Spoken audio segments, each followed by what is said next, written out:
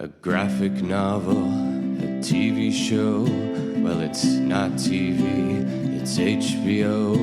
And will this thing succeed? And by how much, man?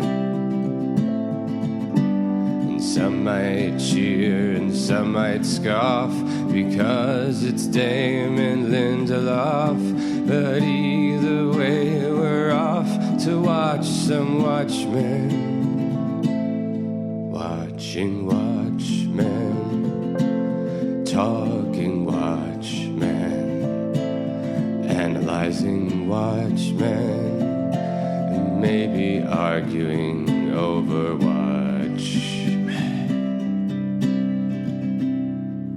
Welcome to Watchmen Watch, a podcast about Watchmen, and you watch it.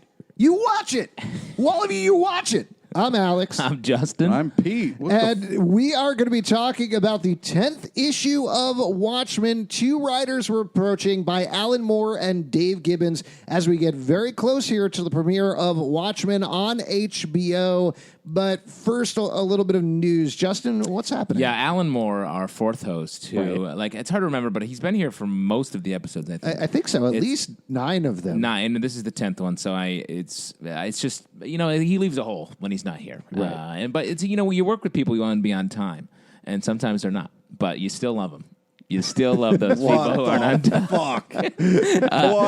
So anyway, let me get back to this. That was weird. A mirror just appeared in front of Justin for no reason. Oh my God. Very strange. If we're not holding a mirror up to ourselves, what are we doing? And that's what Alan Moore is doing. Is he's a big autumn guy. Mm-hmm. So he went upstate for some leaf peeping, tasting some cider. He has an affinity scarf and tweed jacket on.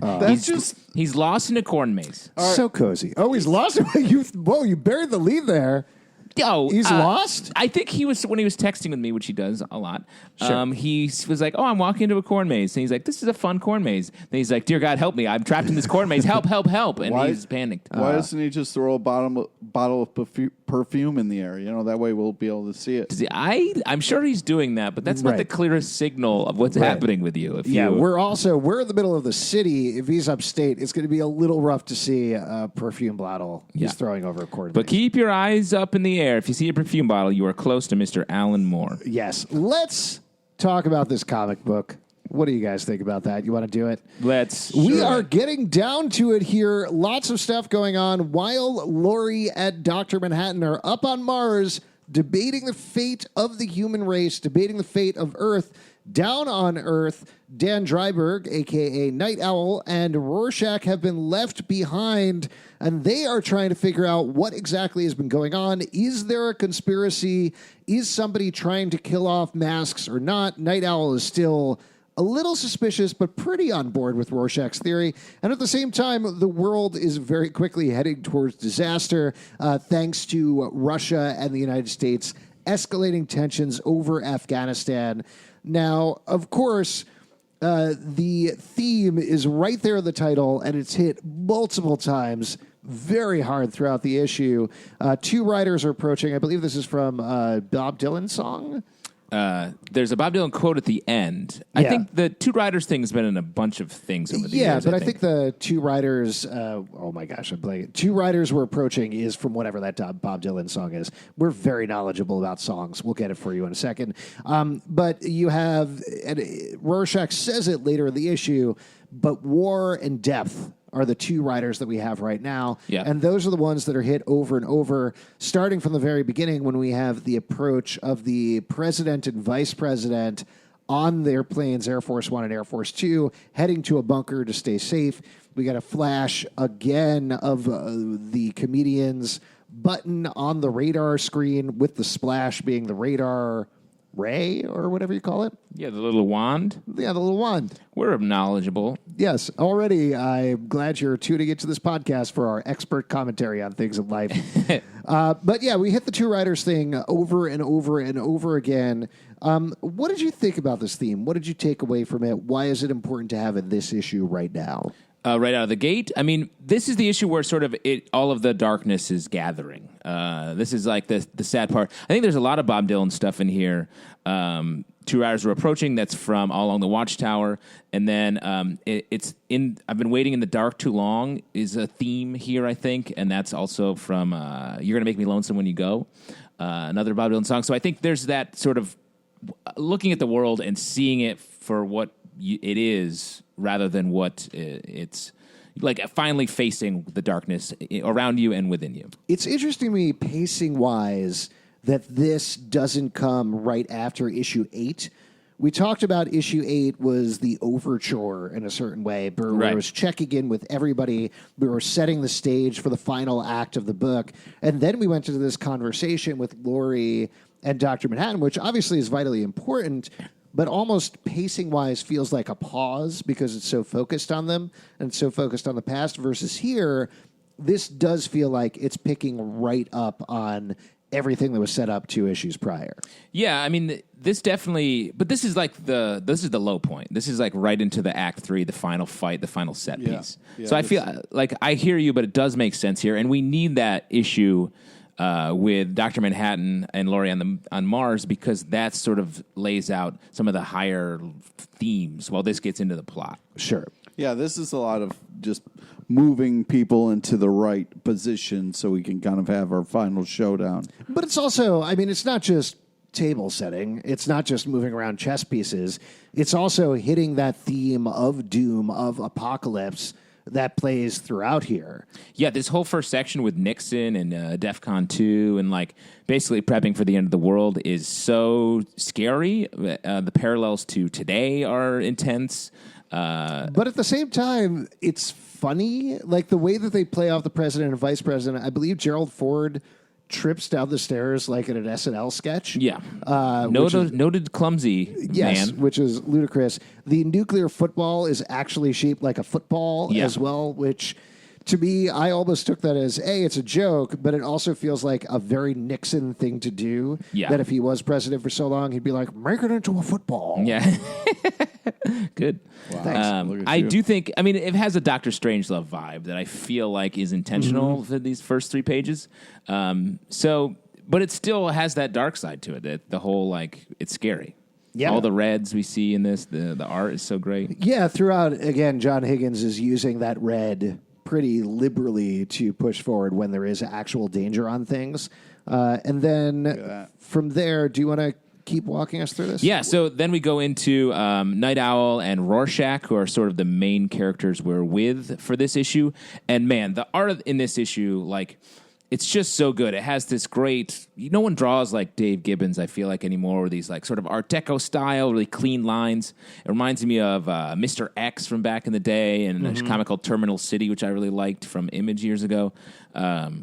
Really great. Yeah, but I mean, what's just crazy now is you got this kind of picture of them docking their ship, you know, and then you got the Twin Towers in the background. You're like, oh, God, now it's more painful. But I just think that, like, you're seeing Rorschach here, who before was very much freaked out by the fact that he's without his mask, without his skin, just kind of, talking, and they're trying to piece together what's going on and how it's going to work. So it's kind of interesting to see him, like they're going to get it, they're going to go kind of, get his face back on, but it's very interesting because most of the comic he is masked, but here we just kind of have him walking and talking here. Well, I think part of that is he is very slowly, not necessarily against his will, but I don't think he knows this is happening. He is getting his humanity back over the course of this issue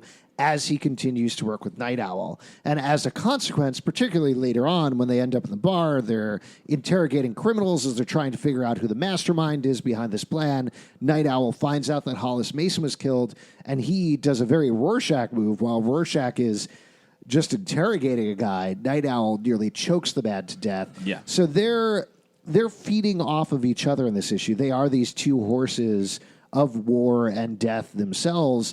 They are bringing this apocalypse with them. And that happens right there in that scene that you talked about, Pete, where they're walking off of the ship. The way that I take that is they have brought their own doom to themselves. we've talked about this quite a bit on the podcast, but this world might have been okay if there were never masked vigilantes. It's certainly worse off for them. So to have Rorschach and Nite Owl walk off, and as we find out later, they are very much playing their part in Adrian Veidt's plan right now, whether they know it or not. He is laying out all of these breadcrumbs for them. Yeah. They are hastening this doom that is coming to the world instead of running to stop it. Yeah, but then they are powerless to do anything else, though. They have to follow these clues because of what they are. They are these mass crime fighters. There's a great scene here where Rorschach confronts the woman next door who called him like a pervert, I believe, into the newspaper. And he sees himself in one of her kids, like to your point about him getting his humanity back. It's such a nice moment where you can actually see him for who he is. Yeah. Do you think, this is very much jumping ahead, but do you think this issue and Rorschach regressing, I mean, maybe progressing towards humanity, is that why he eventually makes the decision that he does at the end of the book? And I'm dancing around it. I assume everybody has read the book, but just in case, when we get there, I do think part of that is brought about by the fact that he does feel human and he can feel things again. Yeah, and I think it points to like what we talked about a lot with like isolation and a lot of people that are on the fringes of society. Like Rorschach loses his place when the superheroes aren't allowed to function as themselves anymore. He goes rogue. He's by himself all the time, and he starts to become hardened. And he's back with his partner, and he's like back in his action, and he feels like he has a place. And so he's a better human. And I think that's a very big theme in our current world now that really resonates. People are becoming so isolated and getting more extreme in their views when what we really need is reaching out and more humanity. So I'll throw something else out at you. This is just something that I'm kind of working through as we're talking about it. But part of, as we mentioned, the mission of the book that they go on is Rorschach needs his face back. He needs his costume back. And he has a spare hidden. He goes to pick up the spare. That spare is most likely the costume that he last used the night he essentially became Rorschach. Like, if you look at the stain on it, it's the same stain that he got that night, which is, we were talking about this, and I completely forgot when we were talking about this, but that's the same stain he gets in the prison when he's escaping that's on his body. And so one could potentially argue that him putting that costume back on brings him back to that night, and then he has a choice to make. He could either become that Rorschach that left that night that was fully 100% Rorschach, or he can be the Rorschach before that was kind of a fucked up, creepy guy, but not the same level he was after. Yeah. Yeah, and I think he definitely chooses the more human version to the point where we're talking about. He can't help it. He's around other people, and that changes you, changes your choices. Yeah. Moving forward, we get into Adrian Veidt's Antarctic home. And, like, obviously, we've read this before. We know he's a villain, but this is some straight-up villain shit. Yeah. It's like a crazy villain lair from the jump. He's like an ice-cold dude the whole time. He's, like, changing his clothes in front of his, like, series of butlers. I thought this was really cool. They're like, oh, what do you want to do? And he's like, monitors, change channels every 100 seconds. And that's literally how we watch TV now. Yeah. It's like we watch multiple screens. We're always, everything's changing very quickly. Attention spans are lower. And he then is like, he's like, okay, I'll start recording. He's like making a podcast of his views. So like this, it feels so prescient that he's doing what we do now as people. And it also shows that watching this much, taking this much information smooths out your emotions. It doesn't let you react to things. So, and that's why we're also sort of cold like Veidt is about everything we're taking in. We don't have time to think about it. So you're saying us, the three of us here on this podcast, we're basically Ozymandias. Exactly. Excellent. And our plan is cool, too. It involves a squid. Not true. We're going to share a nicer squid. Yeah, exactly. Yeah, but I mean, plate of calamari.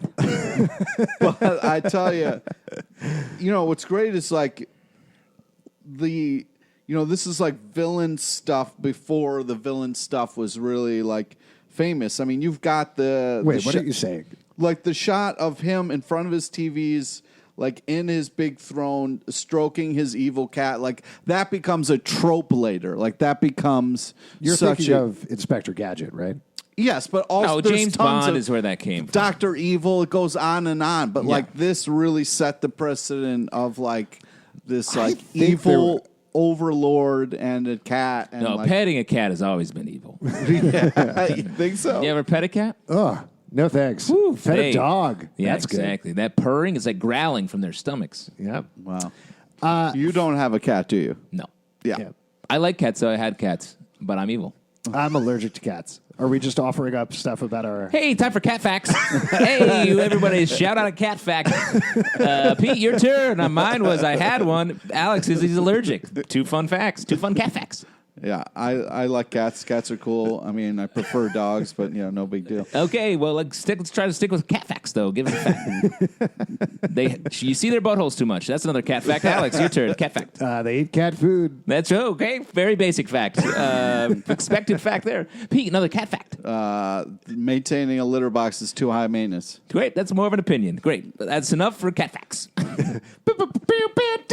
Meow.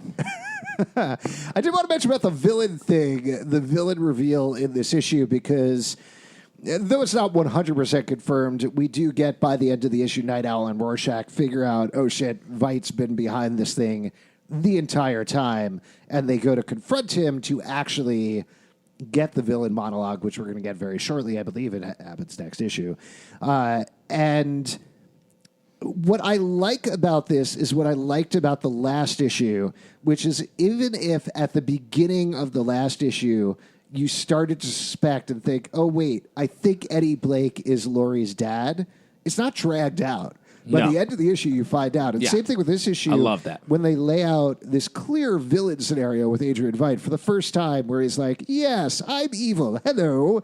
you think you're ahead of the book, but you're not, because 5 pages later, it's like, yo, Adrian Veidt is the bad guy. Yeah. So they don't give you enough time to get that smug sense of self-satisfaction. It's such a better form of storytelling. I feel like, again, not to harp on our modern world too much, but like so much of our entertainment now is like, now, end of episode, clue, now think about who you think the villain is. And then we think about it, we're like, oh, we know. And then it's like, and then it gets proven true, so you feel ahead of it. This, you're not allowed to feel ahead of it because you don't have time to think because you're taking in the rest of the issue. Yeah, exactly. So smartly done.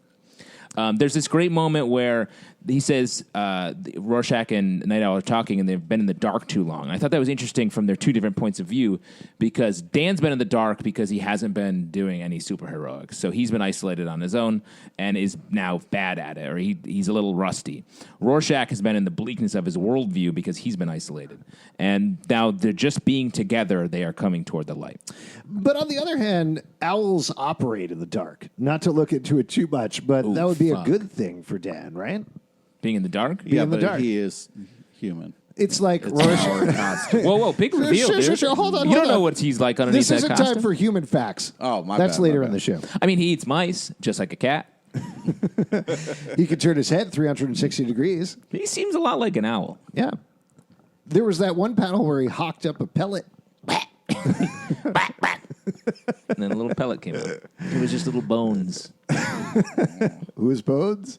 Whose We'll bones? find We don't out know. next issue. Was it a mouse or a very tiny man? We'll never know. That's just one of the fun things about rereading this comic. Yeah, You never know. Watchmen leaves so many things dangling. Alan Moore was like, fuck it, we'll get to it in the next series. There's this kid. I'll follow this up rather than take my name off it. Sorry, Alan. Alan definitely listens to this podcast, though. Yes, he does. Well, he's got to get caught up for the next episode. Exactly. We're actually broadcasting this directly into the middle of a corn maze. Yeah. There's this sweet moment between Nite Owl and Rorschach that is like awkward. And also, so much of this issue is like sort of in dark shadow. And then in these couple panels, it's like super bright. And Nite Owl looks goofy. You see his like underwear, the underwear-y parts of his costume. And they're like stuck in a handshake by themselves. But it's still sweet. It's them being like, we are happier when we're together doing this. Yeah. I thought that was just... Well, and it's very different from Nite Owl's relationship with Silk Spectre, which obviously is sexual. Very different. Very different. But also the way that they work together. You know, just Rorschach and Nite Owl, they have this partnership. What? The idea that Rorschach and Nite Owl are also fight crime, they're like, and then they make out for a while. It's just a funny side thing. That definitely seems like Rorschach in particular. They're like, you know how Nite Owl fucks everybody he's partners with? Everyone's like, what? I mean, I guess that's true. He just... I never thought of that. Well, the key part with Nite Owl is you just don't let the beat happen after the fight. You just got to walk away right after. Hey, anyway, great fighting with you, Nite Owl. Yeah, I gotta do it. Oh, man. Oh, blue balls. That's why Archie is shaped that way. Yeah. He's like a big old scrotum. Oh, my God. That's true. Speaking of which, we see this great panel of Archie bursting out of the water with the water dragging under him. They are emerging from it. And then I'm waiting for you to scroll down so I can watch. Then we get to Black Freighter stuff. Let's talk about the Black Freighter stuff. This is another two riders approaching scenario is set up here. We also get a big reveal of the suspicion I think we've harbored for a long time with this Black Freighter thing. The whole plot line has been that this pirate was stranded by the evil Black Freighter. He is worried they're going to attack his hometown. He's desperately trying to get back there. He's fought sharks. He's eaten seagulls. He's lashed dead bodies together to make a raft. And this issue, he finally makes his way back and thinks, oh, God, I'm too late. The pirates are clearly already here. Everything has been destroyed. My wife has been enslaved, or worse, same thing with my children. Now, here are these two people out having a lovely time. Oh, they must be collaborators with the pirates, and he kills them. Yeah. He kills both of them, dresses up as one of them, takes the other body, attaches it to a horse, and rides back into town. He sees what he thinks is a sentry later on, and he's like, well, I'll just skip past this pirate sentry, but of course it's a scarecrow. All of this is so very blatantly metaphoring exactly what is going on in the quote-unquote real world of Watchmen, where we talked a couple of issues back in the big Rorschach issue, how Rorschach was closest to the pirate, or survivor, or whatever he is in the Black Freighter story. And here, that's pretty clear. This guy is creating a conspiracy theory. He's following it through. He's lashing out. All evidence that he sees backs up his theory the way that he wants to see it. Yeah, again, on the theme of isolation, it's like, you go sort of mad if you're isolated for too long, and that's what happens to him. It's what happens to the Rorschach. It's what happens to the warring Russia and America. They're not talking to each other, so they're fearful of each other. And Dr. Manhattan grew cold when he was up on Mars. Like, reaching out to people is what fixes things, and because the Black Freighter guy can't do that, he starts murdering people. Right. And just like how we talked about earlier, the same way that Nite Owl and Rorschach are bringing the doom, even though they don't realize it, same thing with this pirate guy, where he is the doom that is coming to this town. The pirates are not there. He is the thing that is bringing horror and disease and death, everything along with him. Right. But in his, I can't believe you survived that raft. That's going to really shake you up. You survive a raft, you can legally do anything you want. Well, that's the thing. I mean, you get away with a couple murders after you survive a raft ride like that. Yeah, well, it's the same thing. Like a bone raft is basically your own personal Vegas. Yeah, that's true. Yeah, what happens in bone raft stays in bone raft. The best flotation device is a dead body, as we know. Like, most life jackets are actually made out of pieces of corpse. Yeah, I learned that in camp. Yeah, we went to a fucked up camp. I did. I went to Camp Crystal Lake, I want to say. Good. That's right. Is that a good reference? Yes, that's a great reference. Is that a good reference, Daddy? Yes, son. You're a good boy. You're the best boy. You're my best boy because you make good references. I went to a Crystal Light camp. It was not as cool. No calories. Yeah, no calories. Is that another way of saying... All the same Great Lake, just less calories. Is that another way of saying fat camp? No. Oh, great. Well, let's talk about this other scene that you just flipped to over here, because we got little hints of this before, and if you didn't know what was going on, as we mentioned on the podcast, very confusing. But in the background, Veidt has been building this whole story, this whole scenario. We don't get to see the breadth of it yet, but he has employed hundreds of people to create something that he is told is a super secret movie. And here, they all get on a boat off of this island together, are having a big party. The author of Pirate Comics that we found out was missing several issues back in the back matter is down below deck. Yeah, below deck.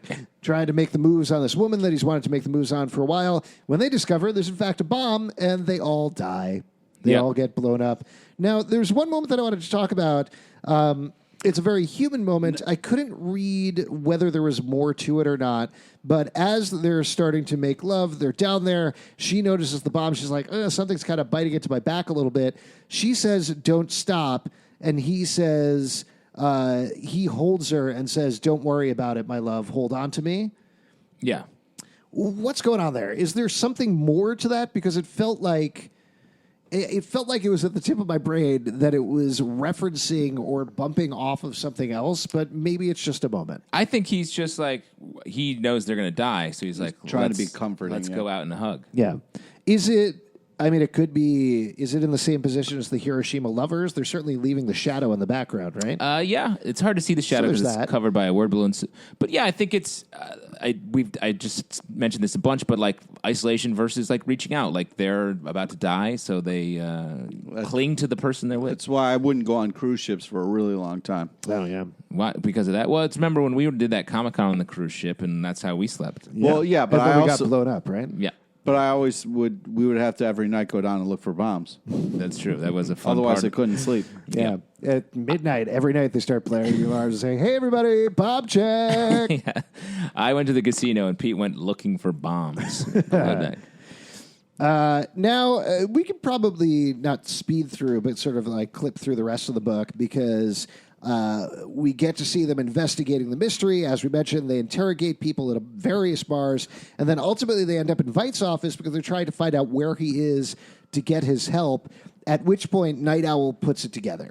Yeah, it's just funny seeing like Rorschach is just like real blabbermouth all of a sudden. He's like blah blah blah blah blah, talking about all the Egyptian he's finally shit. Around somebody who he doesn't think is evil or something. So he's really just finding. Well, this is what we've talked about with Rorschach all along, that he is throwing the darts everywhere and hoping one of them stick. And Nite Owl is precise. He's the detective. They need each other in every way possible. And this just proves it. Like, Nite Owl puts it together based on all the vomit that Rorschach is just spewing out in this thing. He grabs the things that make sense and puts it together. He cracks the password. I mean, Adrian Veidt seems so smart. Throw an exclamation point in your password, dude. Right. Well, this was a while ago before you needed that kind of stuff. But also, he knows that they're going to figure it out. Yeah. Right? He's left it there. He's left the clues there. He's left a map. He's left a documentation.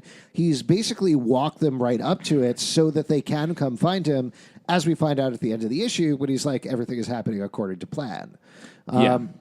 But so one other thing, so they figure it out and they're like gonna go to Antarctica in Archie. They do one last thing. Rorschach drops his journal off in the mail, which is a fun little thing because we see the dude pick it out. It goes to the New Frontiersman, and the kid in the smiley face shirt picks it out of the thing and sets it in their crank pile. But I thought it was interesting.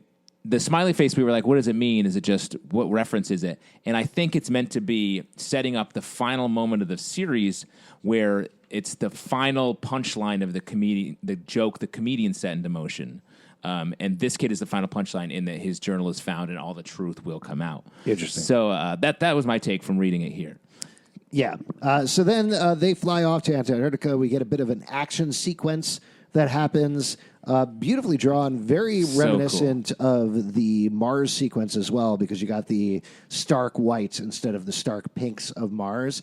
Also, this sequence really brought me back to the first time I read Watchmen, because when Nite Owl puts on his snowsuit, which is the most adorable thing, and I remember that jumping out to me the first time too, just how cute. He looks like a cute little snowy owl. It's very cute on their little air bikes. Yeah. And then we get confirmation, in case there was any wondering, that Veidt was the villain, because what does he say there at the end? What's the exact phrase? It's all right, girl. Everything's all right. Everything's all right. Yeah.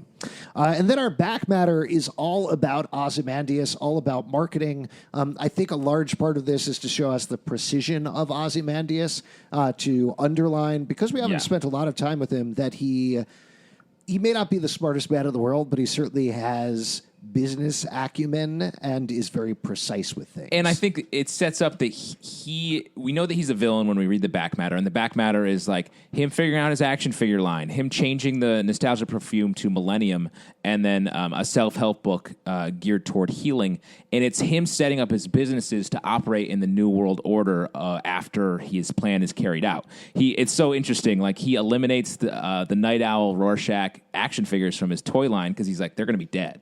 So we don't want to manufacture those. And we want to have all Vite with random villains. What's funny is the action figures also sometimes spoil movies because, like, when action figures come out before the movies and stuff, there's, like, hints to what the action figures do and have on them. That gives us little hints. So, you know. You don't want to spoil a plan. Well, also, though... it's very funny. Make the Rorschach murderable. Okay, man. I don't know what you mean by that. But also, at the same time, something that they've built up in this alternate reality is, like Ozymandias mentions, superheroes aren't that popular. People don't buy superhero comics because superheroes exist. So you'd have to imagine it's the same thing with the action figure line. So if anything, having Ozymandias versus... a bunch of pirates or something like that would probably work a lot better for action figures. True, but I do think the point of it is that he's so ice-cold sociopathic that he is profiting off of his choices. Like changing the perfume from nostalgia, no one wants to look backwards. There's this huge tragedy. They're going to be looking hopeful and forward to Millennium, and the self-help book that geared toward the unified world, which is what he's doing with his plan, is unifying everyone. That's what the self-help book is geared toward. So smart. So subtle, so smart.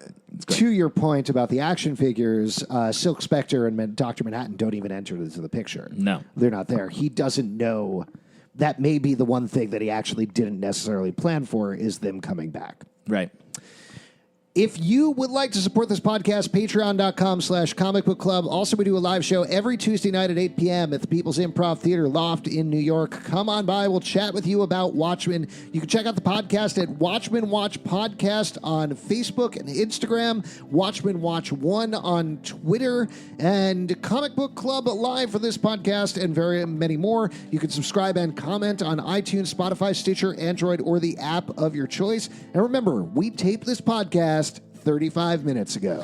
Oh, Alan just texted me and he said, I'll definitely be there next week. #pumpkin spice latte life.